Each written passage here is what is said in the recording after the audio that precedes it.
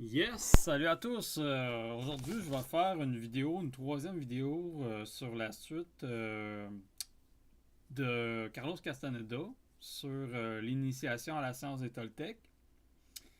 Puis bon, c'est sûr qu'il y a tellement de sujets que je peux parler dans la science des Toltecs que j'avais le goût de parler, comment dire, de la maîtrise du guerrier, de tout ce qui entoure la conception de la discipline du guerrier. Mais ça va être pour une autre fois parce que ça demande beaucoup de préparation. Puis là, ben, j'avais un certain feu pour parler des plantes de pouvoir. Parce que je trouve que c'est un sujet qui est important parce que, d'un, Castaneda, ceux qui l'ont lu, beaucoup l'ont lu, puis ils se sont arrêtés à l'idée des substances psychotropes, les hallucinogènes, que dans la science des Toltecs, on appelle les plantes de pouvoir, pour des raisons spécifiques, que je vais justement nommer. Puis c'est une erreur fondamentale de s'être arrêté à ça. D'une part, bon, il a été beaucoup critiqué par rapport à ça, puis ça a été récupéré par des individus qui voulaient triper seulement, qui ont, qui ont lu les romans de Castaneda dans une perspective ludique seulement. Puis justement, parce qu'ils étaient dans cette perspective-là, ils n'ont pas pu intégrer le réel message. Parce que justement, leur intention n'était pas bonne. Pas dans le sens qu'elle était mauvaise, mais ils n'étaient pas impeccables dans leurs actions. Puis le but du message, en fait, le but de ce qui est écrit, c'est. Parce que veut pas Carlos Castaneda, dans la manière que ça fonctionne, c'est que il rapporte ses conversations avec Don Juan, puis avec Don Juan principalement. Puis Don Juan, dans le fond, c'est comme un enseignant, c'est comme un maître. C'est son maître à penser en ce qui concerne plus particulièrement l'art du guerrier. Mais en partie, bon, il lui parle aussi de l'histoire des Toltecs. Il parle de la seconde attention, tout ça. Bon, je ne vais pas rentrer dans les détails. Mais parce que lui, Don Juan, c'est un nagual. Puis un nagual, c'est quelqu'un qui vit dans sa totalité. Qui est, bon, si on veut, il y a la maîtrise du guerrier, il y a la maîtrise de rêver ou de, comment dire, du nagual, là, de la seconde attention ou l'attention. Puis il est capable de voir. Donc, c'est-à-dire que si on veut, c'est comme un tout, si on veut. Puis il a la capacité de pouvoir nommer des choses en fait, d'initier Castaneda, si on veut, à la science des Toltecs, parce que c'est un peu le but des romans. Puis bon, on voit Castaneda au début, son premier livre, qui était plus comme une thèse anthropologique, justement sur les Indiens Yaquis, tout ça. Bon, initialement, dans le fond, Castaneda, c'est un anthropologue. Puis, en tout cas, qui a fait des études sur le sujet. Puis le but, c'était d'aller voir directement sur place. Puis il a rencontré Don Juan. Bon, je me rappelle plus des détails exactement, mais bref, de fil en aiguille, il a été initié dans le premier livre, plus particulièrement, mais dans les deux, quoi qu'on le voit subtilement, des fois on se doute il a consommé quelque chose.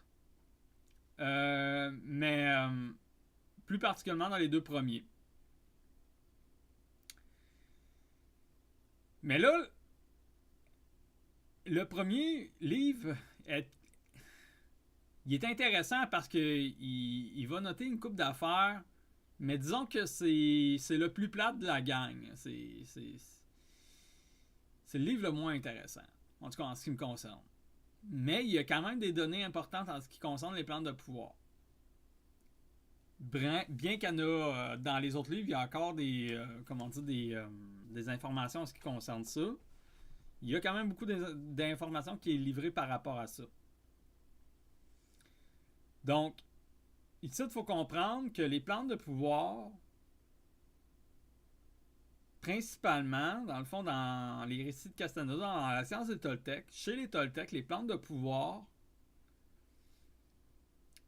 sont des alliés provisoires. Puis je vais décrire pourquoi. C'est même pas dans la même perspective que les hommes contemporains modernes qui prennent ça pour s'évader. Puis il y a une utilité pratique, il y a une utilité, on pourrait dire, évolutionnaire. Donc, je vais commencer. Puis en fait, je veux dire que, en fait, aussi, les livres de Castaneda, là, en ce qui concerne les plantes de pouvoir, les drogues hallucinogènes, tout ça, là, ce n'est qu'une infime partie de ce qui est dit réellement. Ça, ça devrait même pas être le point d'attention des lecteurs. Là. En fait, c'est rien. Là. C'est même pas important en réalité. Oui, ça a une certaine forme d'importance dans le sens que il en parle un peu. Mais c'est vraiment pas l'objet crucial des livres de Castaneda. Là. Ceux qui ont lu ça puis ils ont déliré ces plantes de pouvoir, ils prenaient des petits... Ils sont des imbéciles heureux finalement. Fait que... Ben c'est ça. Fait que... Ce qui arrive, c'est que... Bon, je veux pas trop m'articuler sur ce que c'est un Toltec, mais un Toltec, c'est des hommes de connaissance, puis bon, il y a une histoire. Si on veut, avant l'arrivée des colons espagnols, il y avait les anciens Toltecs, ce que Don Juan appelle les anciens sorciers. Puis une grande partie ont été décimés, puis bon, ça a été la mort, puis tout ça. Puis ça a l'air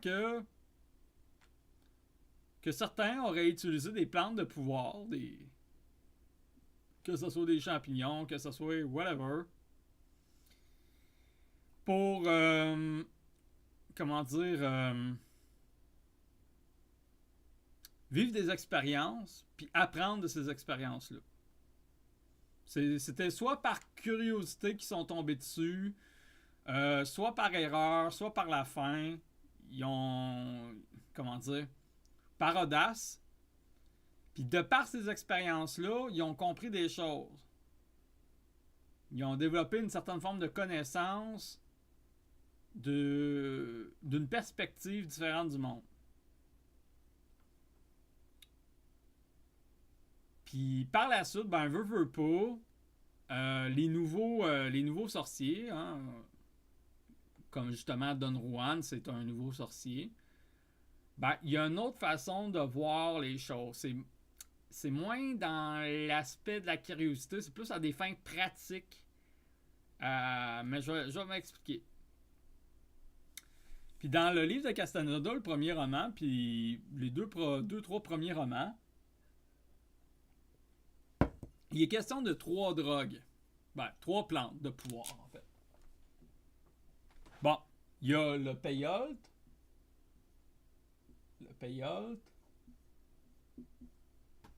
Qu'on appelle... en fait, je vais attendre. Là. Il y a la datura. Puis il y a les champignons. Bon, on sait pas exactement c'est quelle espèce, mais ça doit être quelque chose comme Mexicana, quelque chose. Là. Fait que là, le peyote,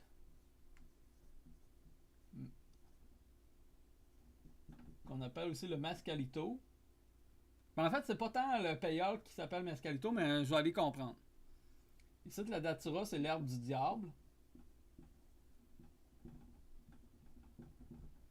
Puis, ici, le champignon, c'est la petite fumée. Bon. Les plantes de pouvoir, ce qu'on doit comprendre, bon, d'un, sont naturelles, OK? Puis,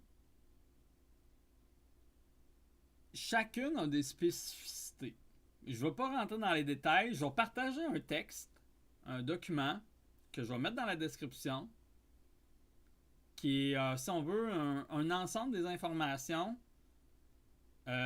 pris dans les livres de Castaneda, qui rassemble l'ensemble des informations concernant ce qu'on a besoin de savoir pour comprendre en vrai à quoi ça sert et tout ça. Moi, la vidéo que je veux faire, parce que sinon ça aurait été trop de travail, ça ferait une vidéo très longue, tu sais. Mais je vais vous donner les informations quand même qui sont cumulées, là. Donc là, ce qu'il faut comprendre, c'est que chacune des plantes de pouvoir a ses propres effets. Bon, on s'en doutait, hein? Ceux qui prennent des drogues hallucinogènes pour s'amuser peuvent en témoigner.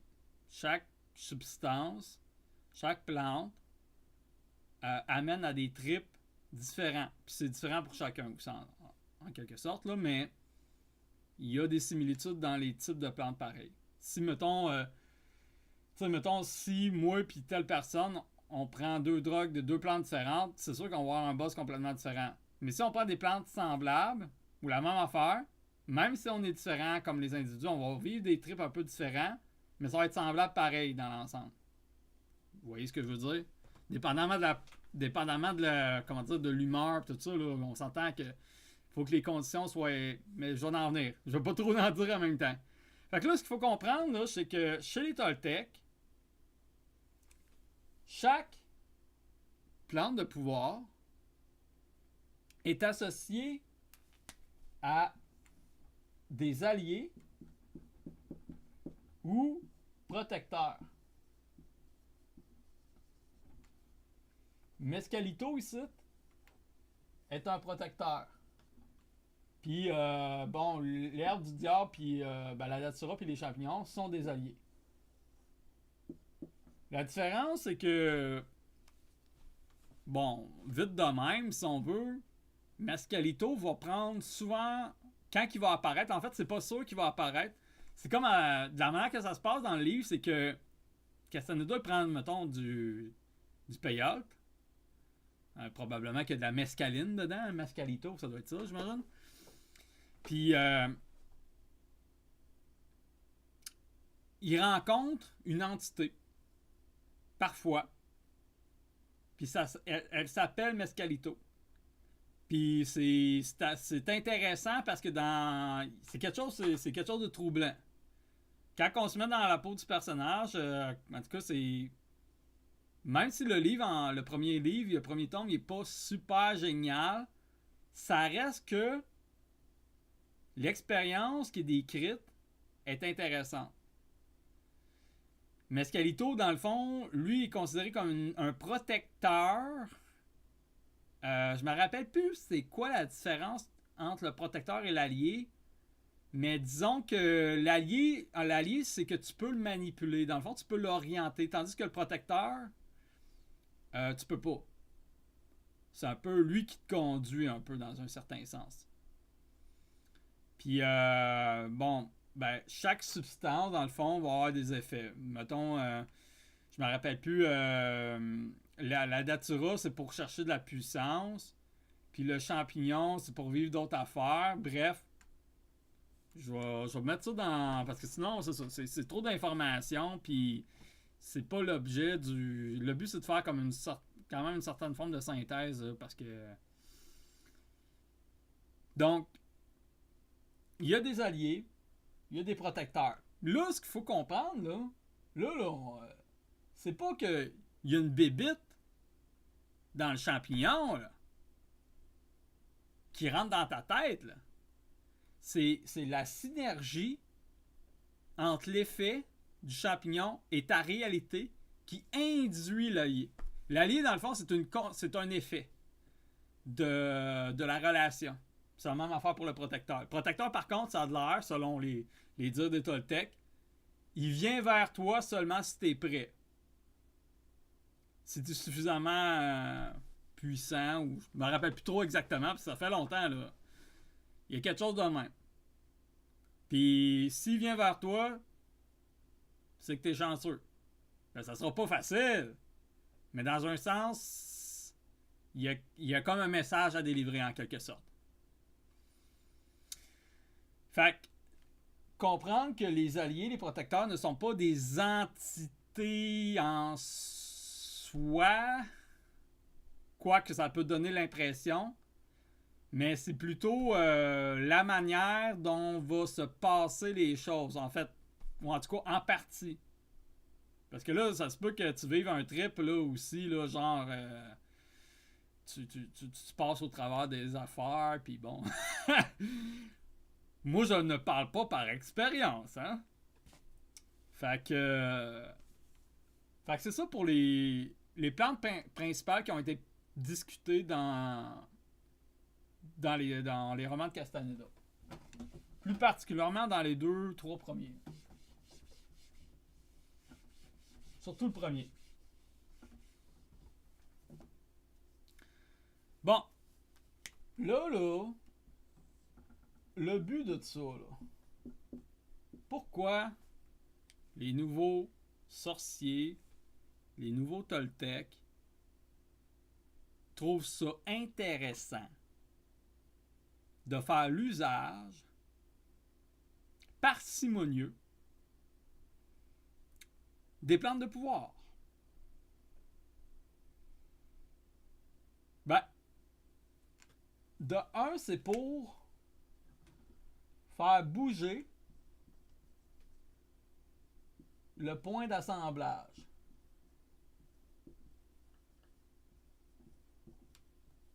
Bon, le point d'assemblage, là... Oups, ça tombe pas bien. Hein, j'ai comme bouger le point d'assemblage. Bon, parce que c'est pas génial, ça reflète ben trop. Là. Le point d'assemblage, j'ai fait une vidéo là-dessus, sur l'introduction des sciences de Toltec. Je vous ramène à cette vidéo-là, mais si on veut, l'être qui nous compose est en réalité, dans la science des Toltecs, est un cocon lumineux. Le point d'assemblage, c'est là où se fixe la tension dans l'ensemble du cocon lumineux. C'est-à-dire que dans un certain sens, il y a une forme de spatialisation du cocon lumineux, puis le point d'assemblage se trouve à un endroit plus ou moins fixe, plus ou moins stable, mais pas mal toujours dans le même endroit, la même localité, la même position, la même forme. Les plantes de pouvoir, la drogue, hein, les hallucinogènes, plus particulièrement, ont une tendance de déloger le point d'assemblage de sa location. Le point d'assemblage va varier, va bouger dans le cocon lumineux. Il y a ce qu'on appelle une bande humaine dans le cocon lumineux, c'est-à-dire qui est plus en relation avec l'entendement humain. Puis il y a une partie extérieure à ça qui est de l'ordre de l'inconnu ou en tout cas c'est un peu dur à expliquer, mais je vous ramène à ma vidéo, là, écoutez ma vidéo. Mais en gros, prendre le plan de pouvoir, ça permet de, on pourrait dire ça en des termes communs, altérer ton niveau de conscience. On va faire ça simple. Donc, le but des plans de pouvoir, c'est aussi interrompre le dialogue intérieur. Qu'est-ce que le dialogue intérieur? Ben, c'est nos pensées. Bon, qu'est-ce que tu sais? C'est nos, nos peurs, nos préoccupations du quotidien. Peu importe. C'est ce qui est en relation avec notre ego, notre mental inférieur, notre psychologie, nos affects. Donc, évidemment, bon, tout dépend de la quantité que tu prends, mais à un moment donné, ça va être la moindre de tes préoccupations de savoir s'il faut que tu manges la tarte aux pommes à soir si t'es pété raide. Si t'es pété raide, ça sera plus ça sera plus là. Tu vas être ailleurs. C'est ça que ça veut dire. Dans le fond, ça interrompt le dialogue intérieur. Tu sais, quand ceux qui parlent, là, mettons, qui prennent justement des hallucinogènes, là, qui font des expériences, puis qui font des YouTube, tout ça, ils disent, il y a comme un effacement de l'ego. Ben, c'est pas l'ego qui s'efface. c'est une interruption justement du dialogue, mais c'est pas l'ego, ça, là. Puis c'est là que, dans le fond, ça nous amène du tonal au nagual. Ça aussi, je vous ramène à ma première vidéo que j'ai faite. Le tonal, c'est plutôt de l'ordre du connu ou de la forme. Connu. Puis le nagual, c'est l'informe.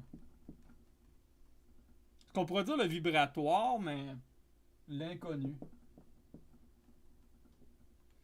Je veux pas trop mélanger, dans le fond, les termes du supramental là-dedans, là. Ah, puis ça permet de concevoir que habituellement, on voit le monde voir le monde comme une description. Quand on est dans notre état fixe de notre point d'assemblage, ben, le monde dans lequel on habite, dans lequel on vit de tous les jours, est une description. Dans le sens que on a une relation cartésienne au monde, on se situe symboliquement dans le monde, on vit au travers les représentations symboliques, conceptuelles, idéales. Donc, prendre des plans de pouvoir, ça nous... C'est pas que tu vas plus... Tu sais, ça dépend de la quantité et du style de plantes que tu prends, mais ça a pour cet effet-là de te rendre compte qu'il y a une différence entre quand tu es normal dans ton point d'assemblage fixe ou quand tu es pété, ton point d'assemblage il a bougé. Puis là, la perception du monde, parce qu'il y a quand même une perception, mais elle n'est plus en relation de manière totale à une description constante. C'est comme si dans le fond, parce que dans le fond, en fait, ce que normalement on vit notre réalité au travers le tonal. Le tonal, c'est notre construction égoïque, notre personnage, notre expérience, notre mémoire, l'intellect, tout ça. La forme pensée, la forme connue. Puis là c'est comme, ça déstabilise, parce que veux pas, quand il y a quand même, comment dire, c'est pas que tu sors complètement du tonal, il y a du tonal qui est comme un peu résiduel, c'est comme si le point d'assemblage s'étirait dans un certain sens. Parce que, tu sais, il y a quand même, c'est juste qu'il est moins comme concentré au même point, si je pourrais dire. Là, il se déconcentre parce que là, tu as pris des drogues ou t'as... Puis voir même que tu peux carrément plus être dans le tonal. Mais ça, c'est, si tu veux, une expérience méga mystique, là. T'as pris du DMT, là, puis là, t'es en contact avec Dieu. Genre, je sais pas, t'es dans un monde, là, où, peu importe, t'as plus de rapport rationnel au monde, là. Ben, c'est ça. Fait que les plans de pouvoir ont cette utilité-là. Je dis utilité. Puis là, on va dire, ouais, ça sert à quoi, tout ça? Ouais.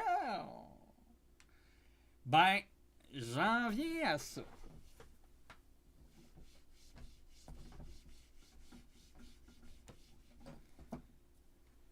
Ben, je vais marquer ici.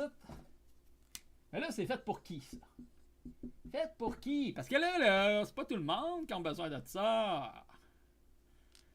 Il y en a, par contre, parce que chez les Toltecs, les Naguals choisissent un peu leurs disciples.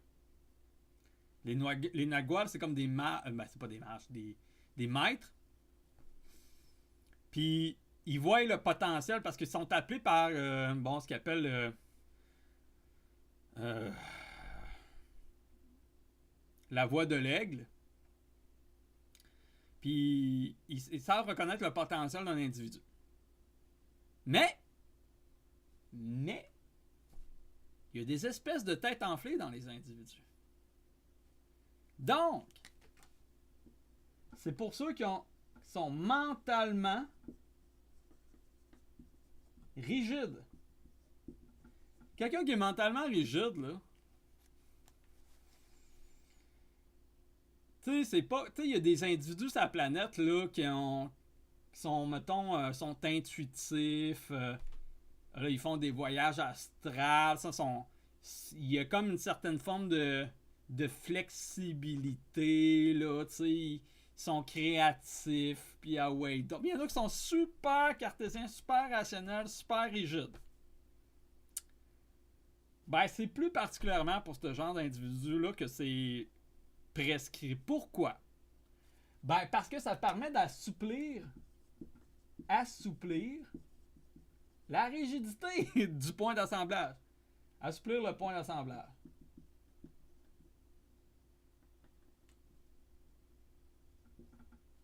Quelqu'un qui est mentalement rigide, là, puis qui fait, mettons, une séance d'ayahuasca, là, sa vie a changé, là.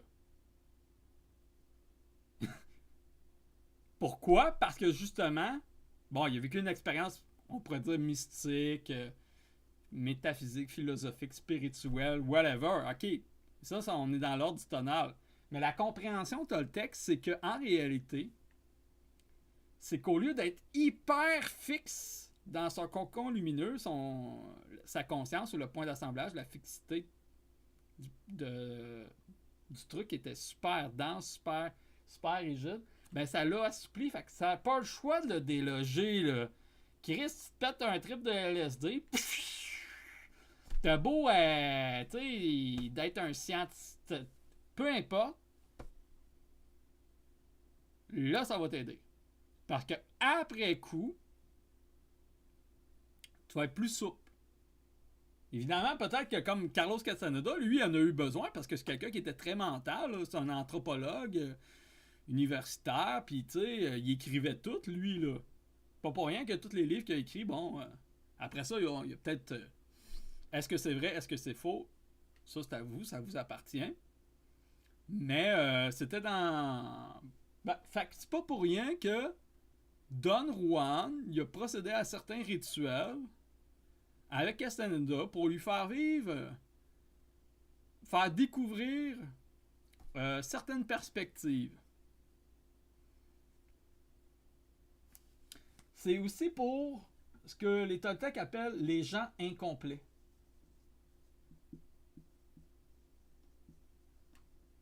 Puis là, je vais m'expliquer parce que là, il faut avoir lu les livres de Castaneda, mais les gens incomplets, chez les Toltecs, bon, je disais que dans le fond, l'être est en réalité comme une sorte de cocon lumineux.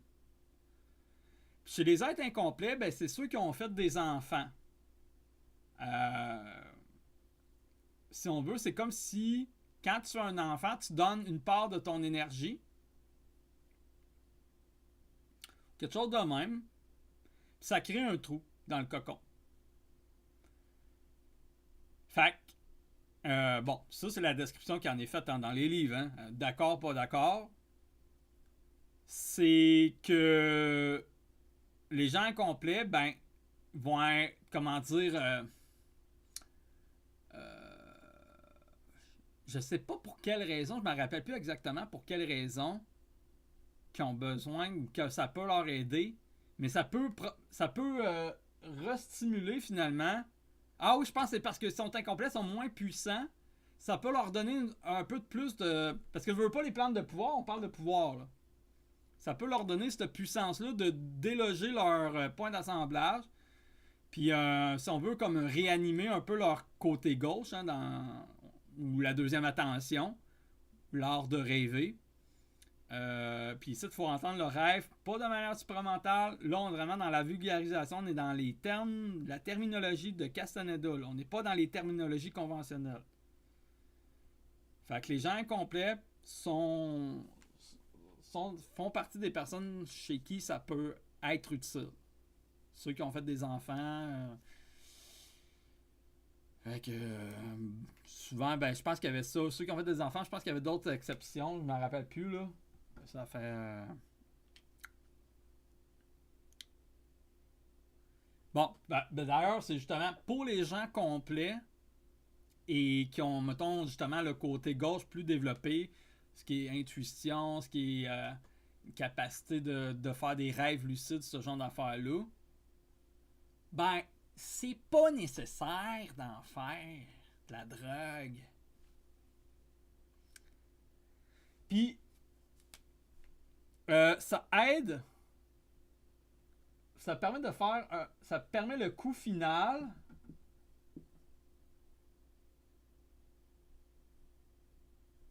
aide pour atteindre le coup final que les rêveurs sont un type de personnes dans la série de Castaneda. Si on veut, c'est comme des sorciers, mais c'est. Puis ça, il faut entendre le mot sorcier pas de la manière conventionnelle. Mais disons que c'est des personnes qui veulent aller plus loin pour se rendre plus loin parce que, en fait, c'est des personnes, les rêveurs, qui ont un peu une habilité naturelle à aller dans le nagual. Ou en tout cas, à voir derrière le voile. Cependant, ils ont une certaine forme de limite dans ce qu'ils peuvent atteindre. Fait qu'ils peuvent s'aider pour atteindre ce qu'ils appellent le coup final. C'est comme un boost. C'est comme la nitro. La nitro de l'inconnu. La nitro du monde inconnu. Genre, tu prends ça, puis là, tu sais, là, ils peuvent atteindre des sommets de perception, comment dire, incommensurables. Je vais dire ça de même, là. Je parle pas en connaissance de cause, là. Je parle selon ce qui me vient en tête, là.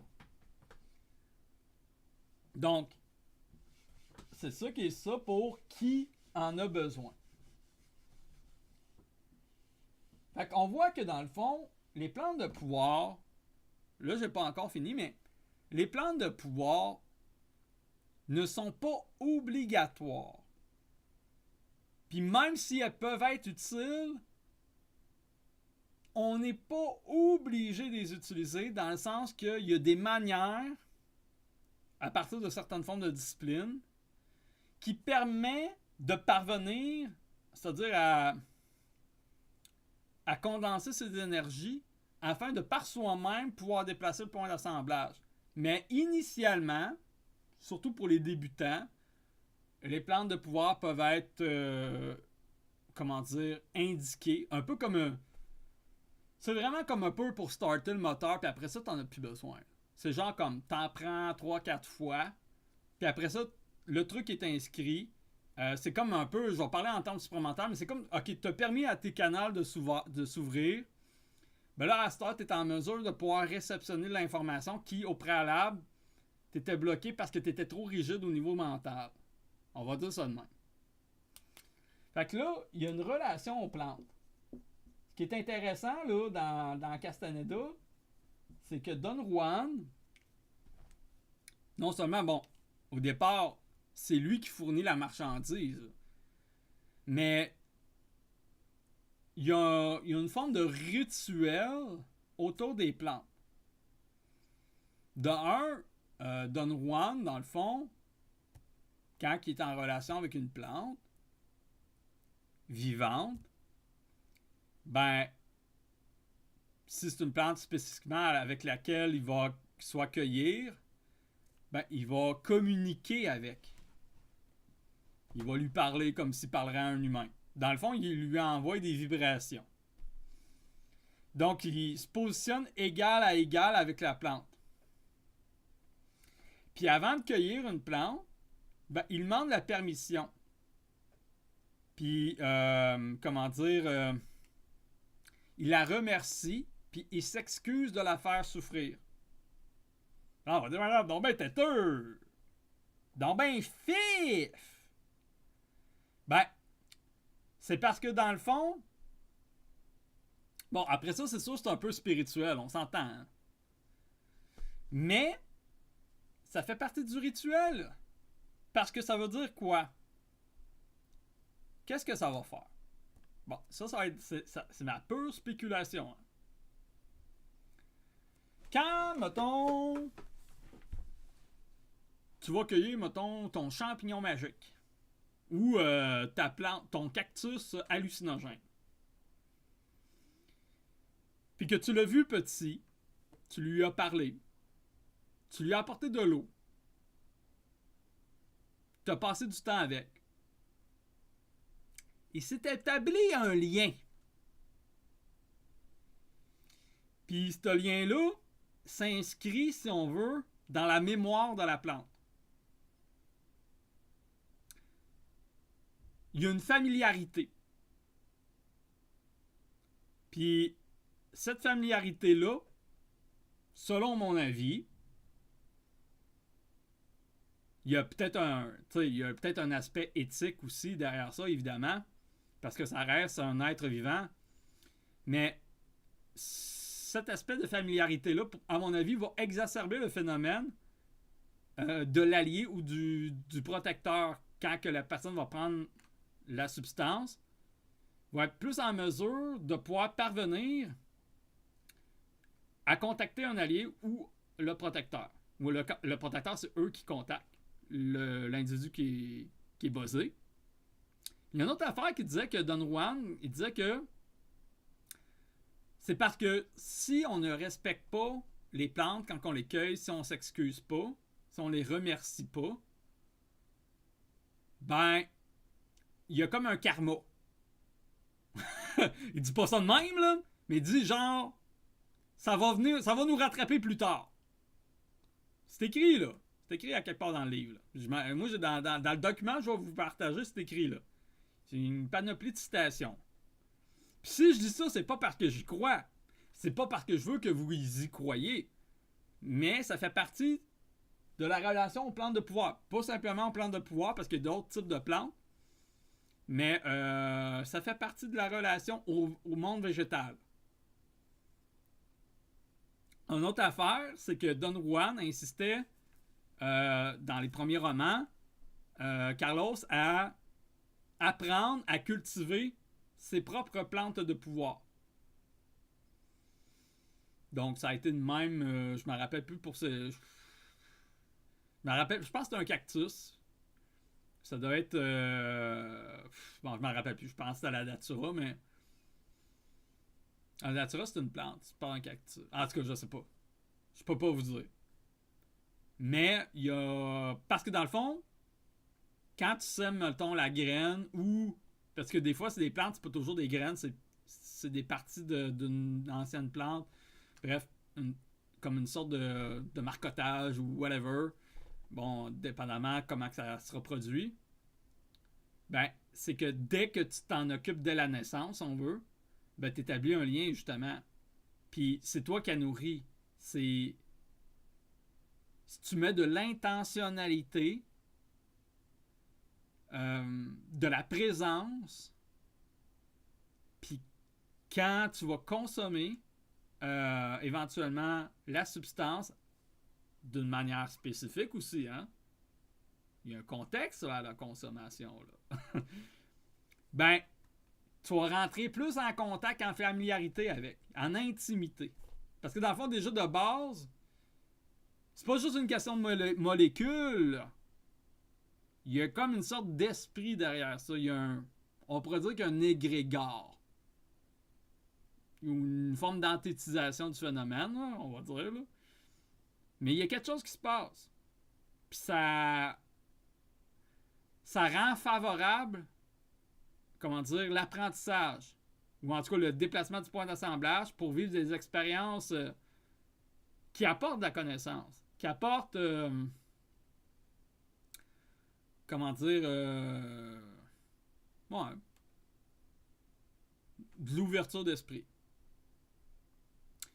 Puis ce qu'il disait aussi, c'est que justement, le rapport au végétal, en fait, ça veut dire que dans le fond, il y a comme quelque chose d'intime là-dedans, de secret. Quand tu vas... Ça se passe entre toi et la plante, tu sais. T'en parles pas à personne. C'est-à-dire que le fait de préserver l'intimité du végétaux, de pas en parler à personne, ben, ça fait en sorte que banalise pas ton rapport à la plante. C'est comme si tu la respecterais. Alors, c'est spécial, mais moi, je veux juste rapporter, là. Je dis pas que je vis de même, moi, je vis pas de même, là. Mes plantes, tu sais, des fois, je leur dis qu'elles sont belles, mais c'est pas mal ça, tu sais. Parce que moi, quand je m'en vais dans la forêt, je vais cueillir des champignons, je commence pas à remercier chacun des champignons, puis je parle pas de champignons magiques, hein. Je parle de champignons comestibles. mais... Mais je comprends la logique parce que dans un autre livre qui n'est pas rapport à Castaneda, c'est le roman de Vladimir Maigret, Anastasia. Anastasia, si on veut, c'est comme une femme sauvage, une genre de personne magique qui vit dans la forêt, qui parle aux animaux, tout ça. Puis elle, ce qu'elle disait, c'est que, bon, mettons, si tu jardines, ben quand tu sèmes une plante, les pépins, ben t'es fait tremper dans ta salive, puis tes plantes, en fait, t'es fait tremper dans ta salive, comme ça, il y a comme un peu de ton ADN qui va aller, qui va permettre, si on veut, la germination. Puis quand tu jardines, ben de passer du temps avec tes plantes, les arroser. C'est pour ça quand on dit un jardin qu'on s'occupe avec amour, va produire, tu sais. Ben, il y a de ça, si on veut. Mais c'est aussi, mettons, si tu marches pieds nus, si tu fais pipi dans ton jardin, tous les éléments qui dénotent ta présence vont faire en sorte que les plantes chez Anastasia, je veux dire, qui ont été, traitées avec soin, présence et tout ça, vont être plus nutritives que si tu les laisserais à elles-mêmes. Ben, je voulais juste faire un rapprochement. Il y avait d'autres choses là, que je pense qu'Anastasia faisait, mais elle couchait des fois à terre, je pense, ou elle disait de coucher proche des plantes pendant quelques heures, mettons le soir, puis leur parler, les toucher, chanter, ce genre de trucs-là, tu sais. Bref. C'est fini sur Anastasia. Donc, là, ici, évidemment, ça s'adresse plutôt aux voyants. Bon, les voyants, pas... Je parle pas des voyants comme ceux qui ont des yeux pour voir, mais je parle des voyants, ceux qui voient ce qui est communément appelé l'invisible pour le commun des mortels. Donc ça s'adresse à l'identification des plantes. Puis là, chez les voyants, parce que dans le fond, là, bon, on peut, mettons, comme moi par exemple, quand je m'en vais cueillir dans la nature, ben je sais que si je ramasse une plante, je la connais parce que bon, soit quelqu'un me l'a montré, je sais comment la préparer, je sais comment la faire sécher, tout ça, je l'ai appris, ok? Par un livre, par quelqu'un, c'est ça, on va dire par internet, par des vidéos, whatever, je l'ai appris. J'étais en contact avec des informations cognitives qui m'ont permis des images, qui m'ont permis de pouvoir reconnaître. J'ai pu l'identifier par mon interprétation intellectuelle, je pourrais dire. Mais là, ici, c'est pas le but, là. L'identification des plantes, c'est une autre forme de... C'est avec le voir avec un grand V, mettons. Les anciens Toltecs, ou les nouveaux Toltecs, ils ont une capacité de voir des choses que les humains normaux ne voient pas. On va parler d'un aura. On va parler que... Je sais que il y a des individus qui voient l'aura des gens. Il y a des auras rouges, il y a des auras noires, il y a des auras mauves, il y a des auras blanches, jaunes. Il y a toutes sortes de couleurs d'aura. Bon, ça veut dire telle affaire. Là, ça... Non, c'est pas le temps. Ça veut dire telle affaire, tatati, tatata. Bon. Mais là, on parle pas de ça. On parle des plantes. Donc, il y a des hommes médecine, des Toltecs, des chamans, ou des Naguals, ou des sorciers, qui sont en mesure de pouvoir voir les plantes en fonction d'une couleur spécifique. Puis là, bon, ben, mettons que les plantes vénéneuses, ils vont être capables de reconnaître les plantes vénéneuses ou toxiques, hein, toxiques, par leur couleur. Chris, j'aimerais ça, moi, aussi, d'avoir ça, moi. D'être équipé avec cette vision-là. Fait que là, pour eux, c'est rose, jaune, pâle. Quand tu t'en vas dans la nature, tu vois que la plante, tu vois comme une... Ben, je dis un aura, mais je sais pas comment qu'il... Je me rappelle plus comment il décrit ça, mais si tu vois que c'est rose, jaune, pâle, bouffe-la pas.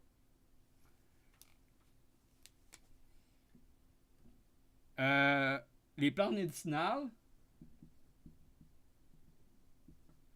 ça va être rose, violet,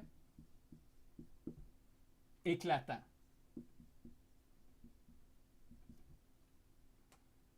Puis les plantes de pouvoir, hein, les hallucinogènes, pouvoir, ça va être rose blanc,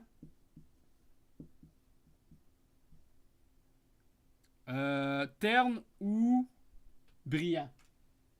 Terne ou brillant. Je sais pas pourquoi.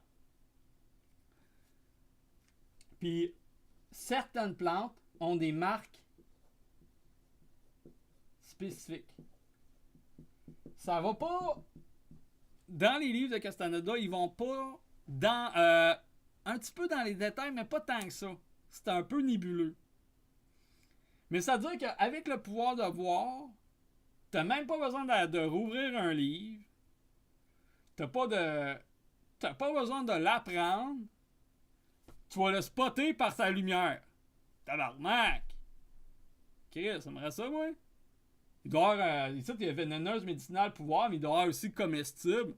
Champignon comestible. Chris, moi je verrais ça. Si, mettons, bleu-vert, ça veut dire champignon ou plante comestible. Hey, Chris, moi, si tu me ramasserais des sacs, ça là, j'ai pas besoin de l'identifier puis de l'apprendre. Plac, ça, on va écrire ça dans le sac, fais ça cuire, on va let's go, si. Me casse pas la tête, je serai pas mort. C'est génial! Mais j'ai pas ce pouvoir-là! Ben, en tout cas, je suis pas capable de voir. Je suis aveugle! Bon, je suis capable de reconnaître certaines plantes parce que je les ai appris, ou certains champignons. Fait que, ça, avant de... Tu sais, là, juste s'il y a des épais qui écoutent ma vidéo, puis qui se disent « Ah, moi, j'ai vu un aura rose, blanc, là, puis j'ai testé, là, puis finalement, ben, je suis pas là pour vous en parler parce que je suis mort, là. » Ben, Chris, je suis pas responsable, tu Calice, t'avais juste à pas me croire, Calice. Bon. Fait que précaution. Précaution. Parce que là, ce qu'il faut comprendre, là, bon, comme je l'ai dit au début, les livres de Castaneda, ça fait, comment dire, fluctuer l'imaginaire collectif sur les hallucinogènes puis les plantes, là, c'était dans le temps de, un peu après les hippies puis tout ça, puis là, ça capotait. Ah, t'as-tu essayé ça? Puis ah ouais, donc, puis là, des acides, puis ah ouais, des champignons, puis ah ouais, donc, puis... Ils ont rien compris! Fait que là, qu'est-ce que ça occasionne? Ben, ça occasionne dommage au corps. Pis c'est pas moi qui le dis, là. C'est dans les sciences des Toltecs. Dommage au corps. Dépendance. Rend paresseux. Puis la paresse, là, chez Castaneda, dans la science des Toltecs, la paresse, on pourrait dire que c'est une forme de péché parce que tu peux pas être impeccable. Hein, le mot impeccable, ça veut dire sans péché. Pas sans péché, genre S apostrophe EMP. Sans péché, ça veut dire dans l'absence de péché. Ça veut dire l'impeccabilité chez Castaneda, chez les Toltecs, c'est la disposition de ses énergies de manière adéquate. C'est ne pas se faire chier, puis c'est d'être optimal. Si ça te rend paresseux, tu pourras pas devenir un guerrier. Fait que les plans de pouvoir, là, peuvent être nuisibles, là. C'est pour ça que c'est utilisé vraiment dans des cas extrêmes, là, chez les Toltecs, là. Parce qu'ils savent ce que ça fait, là. Ça rend épais aussi, des fois. Ça rend gorlot. Ah, moi, j'ai vécu une belle expérience, puis là, je suis ouvert, puis là, t'es flyé, là, pis tu sais, Chris, t'as les cheveux ça de long, là, pis là, tu vis dans ta... En tout cas, bref, je veux pas avoir de... Ok, non, je suis pas méprisant du tout. Ah oui. Ne permet pas le contrôle total de l'attention. Pourquoi? Parce que, à la différence près, effectivement, les plantes de pouvoir vont déplacer ton point d'assemblage, mais tu n'auras pas un contrôle. Tu vas être, comment dire, tu vas subir le déplacement. Tandis que de fil en aiguille, avec la discipline, l'art de traquer, l'art de rêver, tu vas être en mesure de pouvoir déloger ton point d'assemblage par toi-même. Donc, de pouvoir être en contrôle de l'attention, c'est-à-dire que tu veux, modifier ta perception, si je pourrais dire, sans être dans l'esprit de vouloir bosser, là. D'être dans une perspective. Parce que là, si on veut, à quoi ça sert tout ça? Pourquoi déplacer son point d'assemblage? Ben, ça permet d'étudier étudier la science de l'être, de la réalité énergétique, du côté créatif de l'être. Dans un certain sens, je vous ramène à la deuxième vidéo sur le point d'assemblage. Ça va vous permettre un petit peu mieux de comprendre ce que je veux dire. Parce que là, si je rentre là-dedans, c'est beaucoup de détails. Donc, ça peut rendre obsessif. Chris, tu sais, quelqu'un qui a besoin de tout le temps de faire des hallucinogènes pour peu importe, ben ça peut créer, il y a la dépendance, mais ça peut créer une certaine forme d'obsession, de fascination. C'est ça qu'on entend par obsessif, c'est comme, tu sais, dans le supramental, on parle souvent de la magnétisation, ou, tu sais, le fait de se faire avoir, de croire à l'expérience, wow! Ben, c'est ça. C'est une forme de fanatisme. Obsession, fanatisme spirituel, on va dire. Wow, j'ai découvert des entités! Wow! Je veux réessayer. Bon. Vous voyez ce que je veux dire? Fait qu'il y a une prudence, là. Il y a une prudence que c'est inscrit dans les livres, ça, là. C'est pas moi qui décide ça, là, que, comme genre, je veux que vous lisez ça, non? Ben, si vous voulez les lire, vas-y, là, c'est des bons livres, c'est le fun. Parce que là, bon, dans la lecture des livres de Castaneda, c'est plein de clés, là. Tu sais, le supramental, tout ça, le Bernard de Montréal, Daniel Camp, c'est génial. Mais Castaneda, là, moi, je vais vous dire, c'est... Si on veut, je tombe un peu en même temps sur les deux. Autant chez les Toltecs que le supramental. Puis il y a une relation à faire, il y a un parallèle. Je dis ça de même. Puis, ben, mettons que tu prends une méga dose de champignons, 10 grammes de champignons magiques. Tu risques de te perdre dans le nagual. Risque de se perdre. Autrement dit, tu risques de devenir fou. Parce que là, on veut pas, là. Si on veut, le point d'assemblage, comment que ça procède, c'est que tu as un point de fixité qui est souvent à la même place. Mais là, il est comme. Ouh! il était tiré, là. Mais là, à un moment donné, l'élastique, il pète, là. Puis là, wow! Là, tu tombes en psychose. Ben, risque de psychose, risque de folie, risque de se perdre dans le nagual. Puis ça peut avoir des séquelles irréversibles. Fait que les plantes de pouvoir, c'est dangereux. C'est pour ça qu'il y a tout un rituel derrière, il y a un contexte, il y a une façon de procéder, puis il y a des raisons. Puis la manière que le monde utilise ça de nos jours, ou même comme avant, ils utilisent ça un peu, bon, ça dépend des cultures, mais de manière ludique, puis avec une certaine forme de crédulité, de naïveté, de témérité, puis ils font n'importe quoi.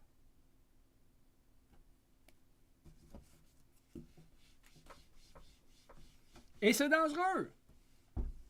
Parce que même dans le... Tu sais, moi, genre... Non, je suis pas supposé de parler. Je parlerai pas de supramental. Je parlerai pas. Je suis supposé de... Je prends un break du supramental, fait que j'embarque pas. Là, ça, c'est hors... C'est hors la parole supramentale. Hein, c'est vraiment de la vulgarisation. Là, fait que... J'avais le goût de faire une vidéo là-dessus. Fait que là, il y a un contexte. Un contexte, là, bon. Bon, c'est préparatoire. Préparatoire. Mais il y a une préparation aussi. Préparation. Ça veut dire que dans le fond, tu sais, bon, surtout dans le premier tome, mais dans le deuxième aussi, il y a comme des cérémonies. Tu sais, genre, Don Juan donne rendez-vous à Castaneda. Il va y avoir du monde, puis là, eux autres, ils vont chanter, puis là, lui, il commence à embarquer dans son boss, puis les autres font du tam-tam, puis là, lui, il vit... il se ramasse dans le désert à quelque part, ou sur une montagne, ou peu importe qu'est-ce qui lui passe, puis des fois, il voit Don Juan, ou whatever, il vit des expériences, on pourrait dire mystiques, dans quelque sorte, là. Mais il y a une préparation, puis c'est préparatoire, c'est initiatique dans un certain sens. Fait qu'il y a un rituel. Il y a des rituels, selon le type de plante, puis le contexte qui se prépare à l'individu. Puis des fois, ils peuvent être plusieurs, mettons c'est du champignon, ben ils peuvent être plusieurs en faire comme. Mais c'est pas dans une perspective ludique. C'est toujours un peu... c'est dans l'optique d'une discipline. Ça, la prise des plantes de pouvoir sont dans la perspective d'une discipline, d'une délocation du point d'assemblage. C'est vu comme une stratégie du Nagual pour permettre à ses disciples de s'initier, comment dire, d'ouvrir leur seconde attention, mais de rencontrer ce monde-là, si on pourrait dire dans un certain sens, d'ouvrir cette attention-là, d'ouvrir ces moyens de perception-là qui ne sont plus de l'ordre de la forme du connu, mais de l'informe, puis c'est déstabilisant. Il y a un temps de maturation pour les mélanges. Parce que là, ici, les mélanges, là, mettons, là... les mélanges, on parle des fois, c'est parce que, mettons, le champignon, il va y avoir d'autres affaires avec. Il va y avoir comme des associations. C'est pas juste du champignon, là. Tu prends pas juste le champignon, bing bang. Il y a des recettes, si on pourrait dire. Mais là, il y a un temps de maturation. Puis là, ce temps de maturation-là, faut que tu le mettes dans un récipient spécifique. Puis tatati, tatata. Tu sais, comme... puis Don Juan, lui, il avait sa propre pipe. Sa propre pipe, il y a comme quelque chose de spécial. Tu sais, genre... En tout cas, bref... tout ça pour dire que finalement... c'est pris au sérieux, là. Chez Castaneda, dans la science des Toltecs, les plantes de pouvoir sont très prises au sérieux. Pas dans le sens que faut se garrocher là-dedans, ben ouais, let's go, on trip, puis on va découvrir le Nagual. C'est pas de même, ça marche. C'est pas une partie de plaisir, là, l'évolution de la conscience. Il y a toute une compréhension des mécaniques. Je dis pas que c'est vrai, hein. Moi, je rapporte qu'est-ce qui est dit. Euh, il y a de la précaution, il y a de la prudence, il y a du contexte, il y a une science derrière, il y a des besoins. Euh, Puis chaque individu, euh, certains ont besoin, certains d'autres n'ont pas besoin. Selon le type d'individu, selon le type de tonal.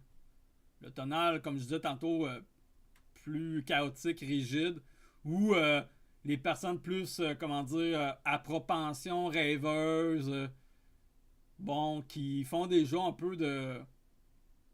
sont un peu des danseurs, mais qui sont en relation avec l'invisible, sans nécessairement le comprendre, mais ils n'ont pas besoin de ça. Puis moi, ce que je remarque, c'est que... ce que je remarque personnellement, c'est qu'il y a beaucoup de personnes créatives qui ont besoin de se microdoser. En fait, pas qu'ils ont besoin, mais qui... Puis pourtant, ils en ont pas besoin en réalité. Mais, en un certain sens, euh, ils deviennent l'ombre d'eux-mêmes. Parce que le but du guerrier, là, chez Castaneda, là, c'est de devenir total. Si tu restes accroché aux drogues, que ce soit la bière, le pot, le LSD, parce que selon les degrés de drogue, d'intensité que ça a sur l'altération de la conscience, plus ton point d'assemblage se déloge, bouge. Mais toutes les drogues font bouger le point d'assemblage. Parce qu'il y a une altération de la perception. Puis, de toujours être là-dedans, dans la drogue, dans... Surtout si tu as un côté créatif, déjà de base, un côté un peu comme intuitif, onirique, voyage astral et compagnie, tu pourras pas devenir un guerrier.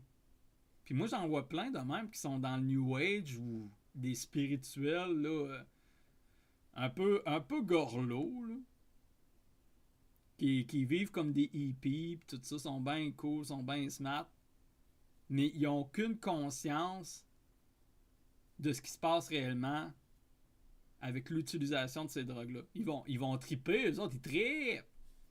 Puis oui, tu sais, ils se rendent compte, en fait, que oui, effectivement, ça peut aider à ouvrir la conscience.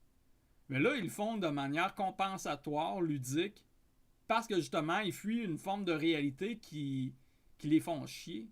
Ils font ça pour fuir, en fait. Mais ils font pas ça de manière stratégique au sens évolutif du terme, au sens Toltec du terme. Donc, c'est pas des Toltecs. Puis, bon, c'est de même. Moi, personnellement, je vais prendre une gorgée. Ce que j'ai remarqué avec l'utilisation des plantes de pouvoir, une particulièrement, c'est qu'il y a une relation à des mémoires. J'ai expérimenté avec des substances mexicaines. Et puis, je me suis connecté, en réalité, moi je vais le parler à mon langage, je me suis connecté aux égrégores, aux mémoires des ancêtres. Il y avait de la symbolique mexicaine. Il y avait des images, des aigles, des plumes, des scies, des Indiens, tout ça. Des plantes, des animaux. Il y a... Ce qu'il faut comprendre, c'est qu'il y a des humains qui ont utilisé ces substances-là, puis ils ont généré des égrégores. Ils ont généré des mémoires. Puis il y a des archives qui ont été laissées, qui se perpétuent au travers les substances.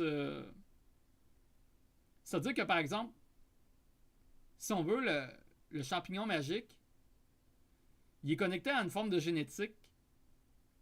Comment dire? Transgénérationnelle. On peut appeler ça un esprit, hein? Mais c'est pas un esprit au sens qu'on réel. Mais c'est connecté à une mémoire. que ce soit le champignon de 1523 après Jésus-Christ, puis le champignon de 2024 que tu as cueilli dans le fin fond de la forêt du Mexique, ce champignon-là va te connecter aux archives des anciens qui ont consommé le même type de substance. Puis c'est là que je pense que les anciens ils ont compris qu'ils pouvaient léguer des mémoires, des messages à la prospérité, finalement, à leur héritier. Tu sais, avant, là, surtout, mettons, justement, en Mésoamérique, il n'y avait pas l'écriture. Fait qu'il y avait de la transmission orale, directe, empirique, de personne en personne, mais il y avait de la transmission par le biais des substances. C'est pas les substances en elles-mêmes qui transmettent l'information. Les substances vont activer, justement, vont déplacer le point d'assemblage, mais vont permettre à l'individu de se connecter à des temps ou à des informations mémorisées. Bon, on va dire qu'il se connecte à l'astral, hein, on s'entend, là. J'ai pas le choix de parler un peu de même, mais il va se connecter à des mémoires, à des archives. Fait que c'est pour ça que les individus, ils ont des ouvertures de conscience et ils vivent pas la même affaire. Parce que ça s'articule, c'est-à-dire le buzz, hein, le phénomène d'altération de conscience, va se particulariser en fonction de l'individu, selon ses besoins, selon la raison. Fait que c'est pour ça qu'il y en a, même s'ils le prennent de manière ludique, ils vont recevoir des informations qui vont les faire évoluer, ou en tout cas, comment dire, les rendre un petit peu plus sages. La problématique, c'est qu'ils restent accrochés à ça, puis ils se laissent fasciner par ça. C'est fascinant. Wow! Puis quand t'es dans le wow, t'es en train de te faire avoir. Parce que c'est plus toi qui as le contrôle, mais c'est la plante. Puis le but des guerriers, le but des sorciers, des Naguals, des Toltecs, c'est d'utiliser ça avec parcimonie selon le besoin pour vraiment permettre à certaines personnes de s'initier à l'inconnu. Et comment dire, puis à un moment donné de ne plus avoir besoin de ça. D'éviter autant que possible l'utilisation des plantes de pouvoir. Parce qu'elles sont dangereuses.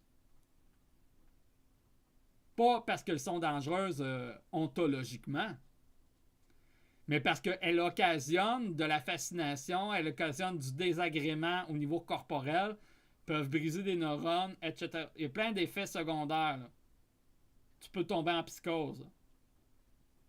Bad trip. Si tu es schizophrène ou tu as des propensions à la maladie, des maladies mentales, de toute façon, si tu veux vraiment t'engager dans la voie des Toltecs, commence par les disciplines. Tu sais, à moins d'avoir un mental rigide puis d'y aller avec parcimonie, de faire, d'être raisonnable. Je commencerai pas à donner de posologie, là, parce que c'est pas mon rôle, puis moi, de toute façon, je fais juste vulgariser. Mais soyez raisonnable. Puis, c'est simplement une clé initiatique de courte durée. C'est pas le remède, c'est pas ce qui va te faire découvrir le réel. Ça peut accompagner un temps donné. C'est pas pour rien que Don Juan, il parlait d'allié. Un allié, c'est quelque chose d'extérieur. C'est pas toi. Mais c'est par toi-même qu'éventuellement, au travers de la discipline du guerrier puis du sorcier, dans la science des Toltecs, évidemment, que tu vas pouvoir véritablement déplacer ton point d'assemblage puis aller dans des mondes. On va dire aller dans des mondes, mais c'est pas aller... Il y a comme une sorte de voyage, mais c'est un déplacement du point d'assemblage qui donne l'impression de voyager sur le plan de la conscience. Puis ça permet à des êtres comme justement les Naguals, tout ça, de se rejoindre dans des comme des mondes oniriques. Puis de faire des choses, d'étudier l'inconnu. Fait qu'il y a une perspective scientifique derrière qui est immatérielle. Fait qu'évidemment, bon, là, c'est loin d'être fini avec les vidéos de Castaneda parce que il y a tellement de plans, de compréhension, parce qu'il y a aussi l'aspect empirique, là. Il y a l'aspect où ce que tu vis, tu observes les phénomènes. L'aspect expérientiel de l'observateur qui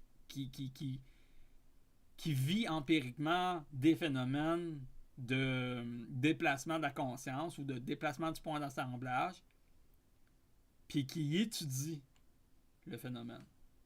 Parce qu'il y a la compréhension, il y a la mise en pratique de la discipline des guerriers. Je vais faire une vidéo là-dessus parce que ça, c'est complexe aussi, là. Je vous le dis tout de suite, là, mais c'est là que je trouve qu'il y a une complémentarité vraiment avec le supramental. La psychologie évolutionnaire, tout ça. Parce que chez Castaneda, il y a des clés pour dealer avec l'ego, dealer avec la programmation, dealer avec l'aspect tonal de notre réalité. Parce que c'est le bordel. On est orgueilleux, on est attaché à notre histoire personnelle, peu importe, là. Notre attention est captée. On est comme des esclaves, un peu. On est des automates. Puis dans les livres de Castaneda, ben même s'il y a un côté... Oui, c'est ésotérique. Oui, c'est un peu New Age, tout ça. Mais il y a quelque chose qui... En tout cas, moi, personnellement, il y a quelque chose qui me parle. Puis là, ben, j'ai commencé à repoursuivre ma lecture de Castaneda. J'avais arrêté comme de manière un peu abrupte. Puis ben là, j'ai recommencé le livre au début. J'étais quasiment rendu à la fin, mais là, pour me remémorer puis tout ça, pour me remettre dedans, je vais la recommencer dès le début. Fait que c'est mieux de même. Mais je suis rendu à comment ça s'appelle? Le feu du dedans. Le feu du haut dedans, le feu du dedans, peu importe. Puis c'est super intéressant. Puis ça va m'amener à faire d'autres vidéos intéressantes sur le sujet. Mais j'avais le goût de le faire, celle-là, les plans de pouvoir, parce que c'est pas quelque chose qu'on parle de même sur YouTube, tout ça, là, je dois être le seul qui en parle. Peut-être en anglais, là, il y en a, ou dans d'autres langues. Mais dans la francophonie, c'est pas la science de Castaneda, la science des Toltecs n'est pas parlée, à part peut-être les 4 accords Toltecs, là, ce genre d'affaires-là, mais ça, c'est bon, mais on peut aller plus loin. Fait que merci de m'avoir écouté.